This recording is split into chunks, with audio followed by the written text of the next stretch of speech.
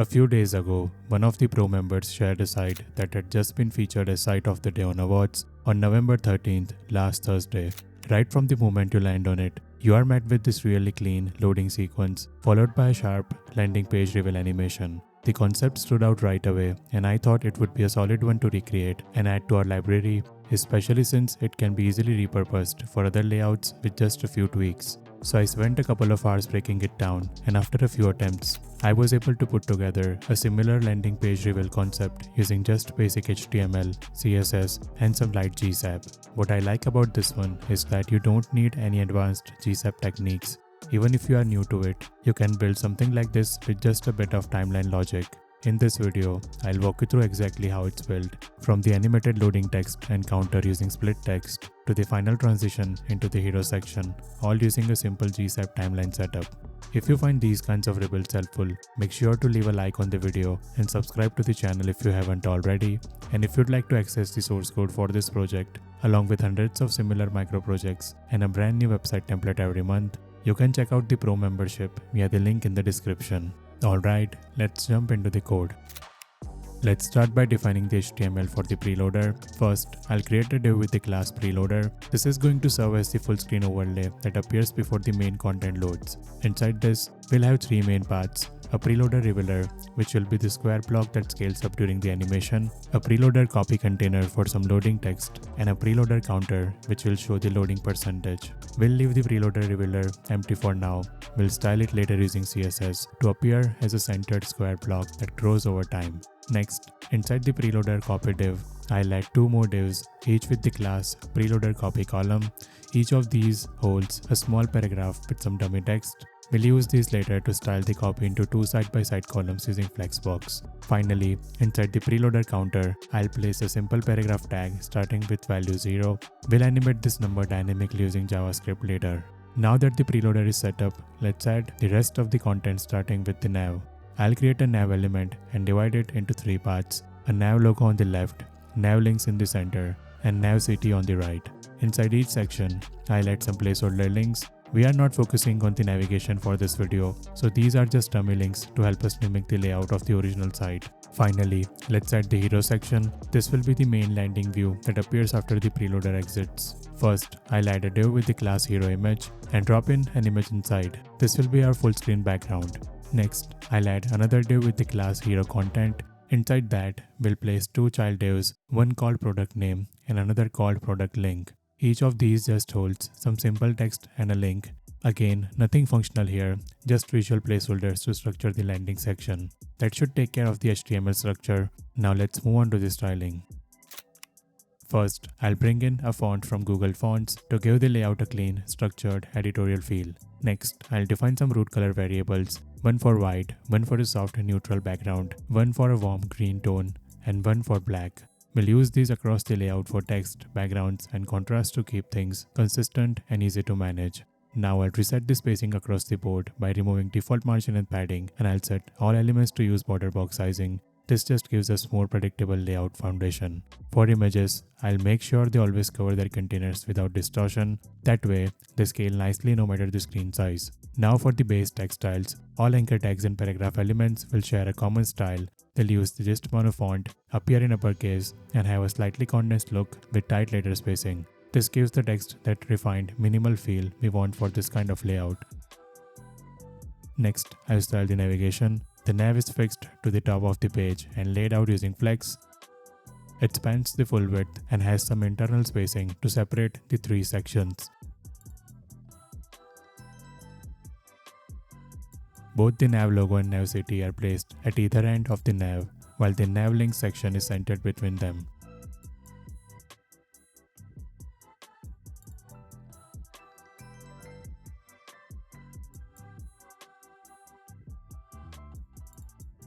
Inside each section, the links are styled as small blocks. They sit in line, use our accent color for text, and have a soft background for contrast. The logo link uses the inverse styling, light text on a darker background, just to help it stand out a bit more. Now for the hero section, the section itself fills the screen and is set up to hide any overflow. We'll also add will change hints to help performance during animation. The hero image sits behind everything. It's absolutely positioned to cover the entire section and is ready to animate later with GSAP. Above that, the hero content is positioned near the bottom center of the screen. It's a flex column that stacks two blocks vertically, the product name and the call to action link. Each of those two blocks is centered and padded evenly.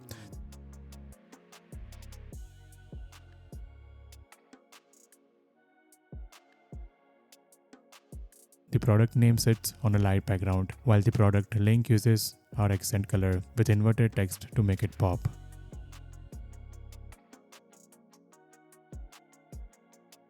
Next, I style the preloader. The preloader fills the entire screen and sits above all other elements. It uses a dark background, white text, and a clip path that will animate later to reveal the main content.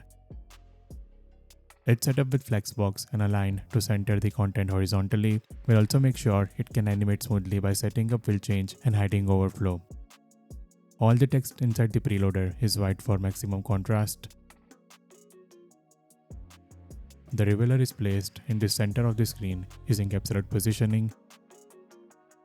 It starts completely scaled down. We'll animate this block later to create that growing square reveal effect.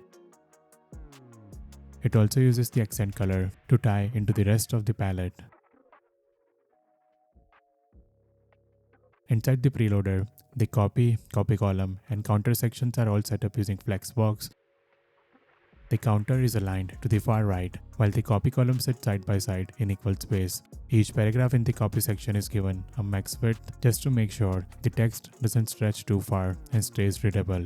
For the split text lines, I'll set the line class to start offset downward. This lets us animate them upward into view later using GSAP. Finally, I'll add a few responsive tweaks for smaller screens. On narrower viewports, I'll hide the center nav links and stack the preloader copy columns vertically instead of side by side.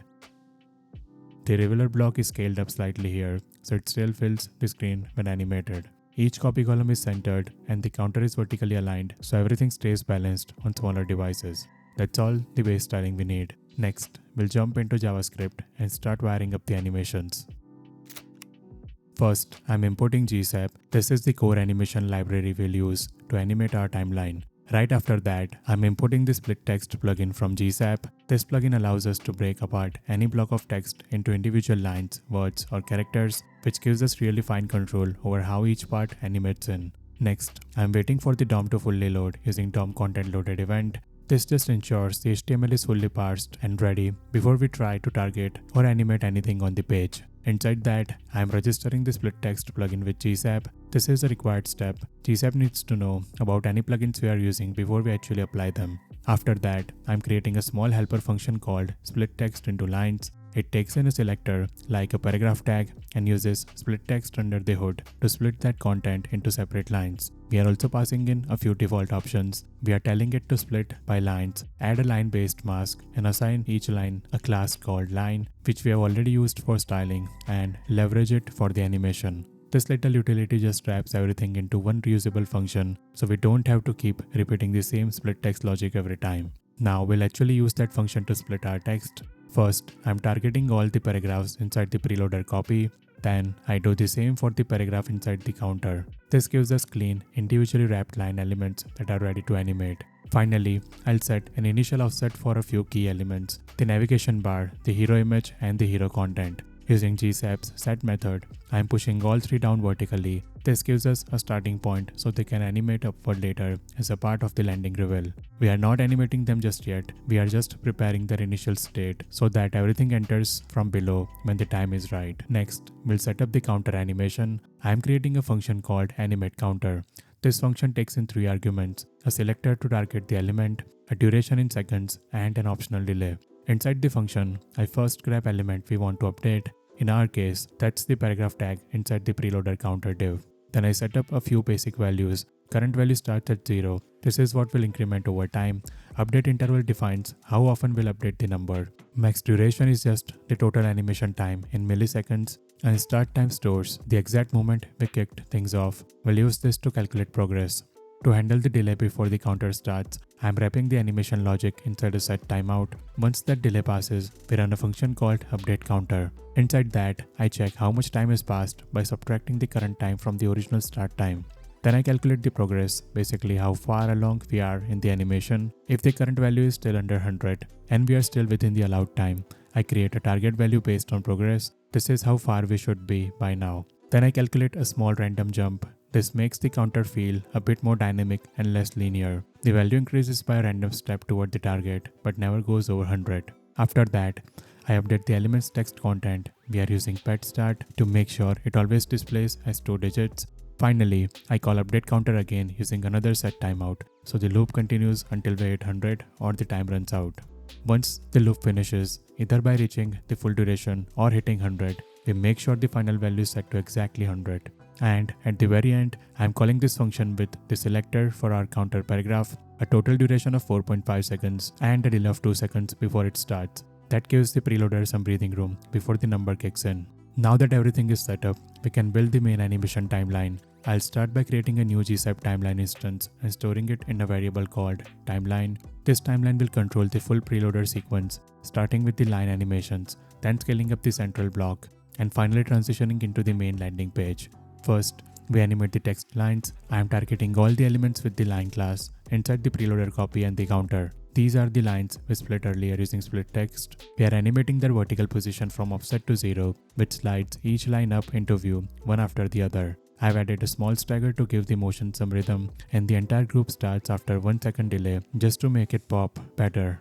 Next, we move on to the central block, the preloader revealer. We are going to scale it up in stages, kind of like a breathing motion. The first 2 methods scales it up just a tiny bit, and I have aligned it with the start of the previous animation with the less than operator. Then we continue scaling it larger over 4 more steps, each one with different easing and duration to keep the pacing smooth and dynamic. It grows slowly at first, then it speeds up and finally settles at full size. I am using different easing and duration here just to give it that randomness factor. Once the block has fully expanded, we animate the clip path of the preloader overlay. This is what creates the actual reveal. We collapse the preloader vertically from bottom to top, essentially wiping it away and exposing the hero section underneath. I've overlapped this with the final part of the scale up using a negative offset so it all blends together in one seamless motion. Finally, we bring in the nav, the hero image, and the hero content. Remember, we pushed these down earlier using GSAP's set method. Now we animate their Y position back to 0, bringing them smoothly into place as the landing page settles in. And just like before, I've aligned this with the preloader collapse using the same position label so everything feels tightly connected and timed. And that completes the full landing page reveal animation, starting with the counter and copy lines, building up the scaling block, and finishing with a clean transition into the main content. Hope you found the video helpful. See you in the next one.